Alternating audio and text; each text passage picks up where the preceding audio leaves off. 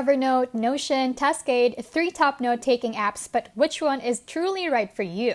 Let's break down the features, pros, and cons so you can pick your perfect match. Welcome to How to Literally, where we keep it smart, simple, and scam-free.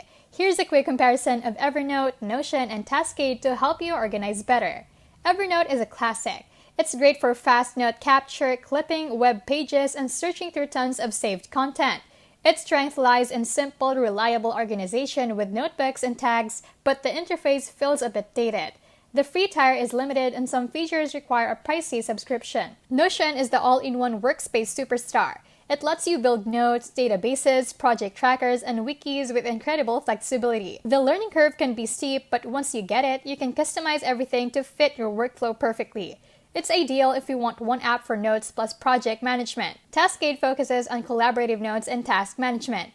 It's simple, clean, and great for teams who want real-time syncing and easy task lists alongside notes. It's not as deep in features as Notion, but more intuitive for quick teamwork. If you want fast note-taking and strong search features, go with Evernote. For full flexibility and an all-in-one workspace, Notion is the way to go. And if you're after simple collaboration with notes and tasks, Taskade is a solid pick.